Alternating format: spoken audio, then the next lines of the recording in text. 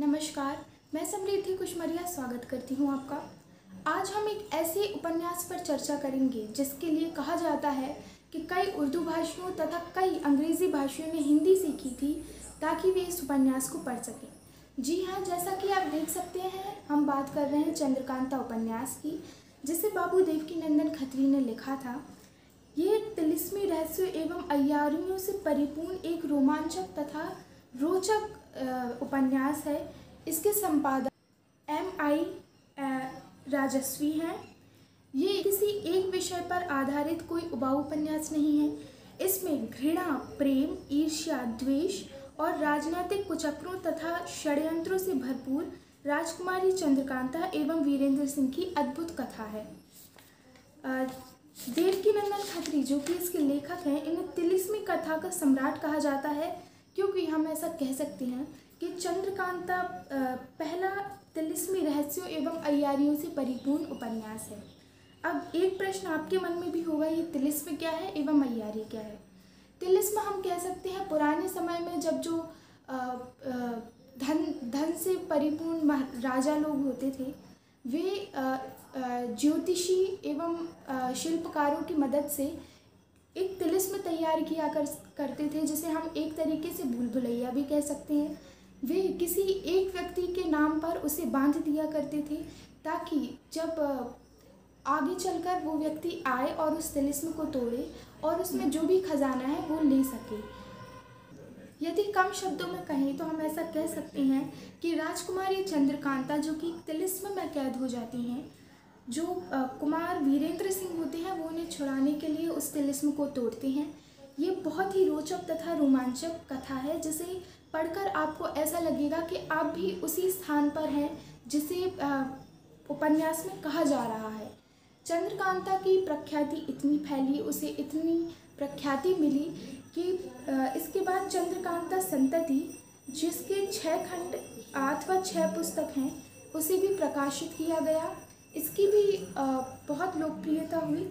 लेकिन यदि आप मेरी माने तो सर्वप्रथम आप चंद्रकांता को पढ़ें, क्योंकि यदि आप चंद्रकांता नहीं पढ़ेंगे तो चंद्रकांता संतति आपकी बहुत अच्छे से समझ में नहीं आएगी।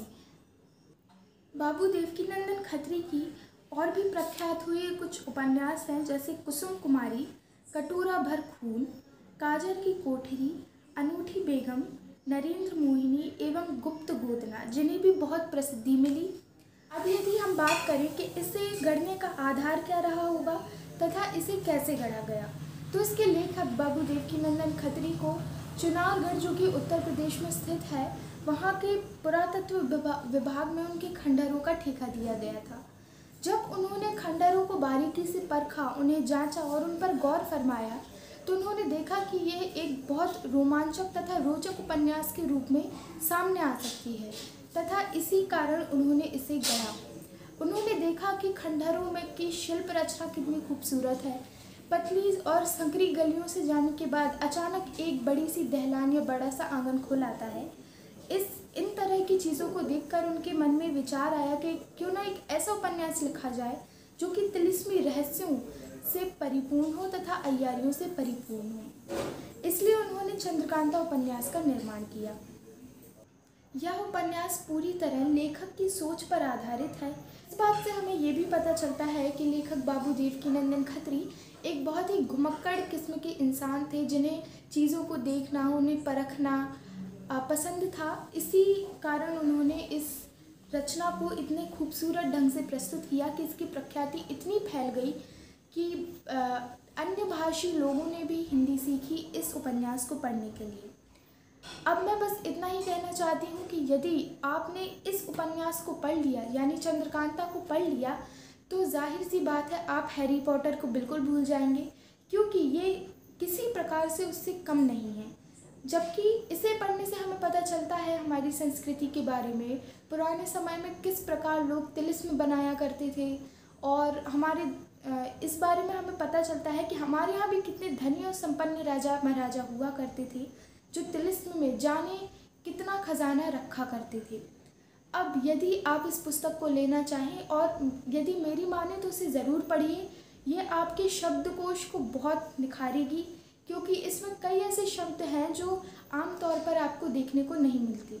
यदि आप इसे लेना चाहते हैं तो इसका मूल्य ज़्यादा नहीं है। पेपर बैक आपको 199 रुपये में मिल जाएगा। यदि आप हार्ड कवर लेना चाहते हैं तो ऑनलाइन वह भी उपलब्ध है। इसे अमेज़ॉन एवं फ्लिपकार्ट जैसी ऑनलाइन साइट्स पर आपको ये बहुत आसानी से उपलब्ध हो जाएगा। धन्यवाद। मेरी यह राय ज़रूर है कि आप इसे एक बार ज़रूर पढ़ें, क्योंकि ये इतनी रोमांचक तथा रोचक है कि हो सकता है आप इसे दूसरी बार भी पढ़ें। धन्यवाद।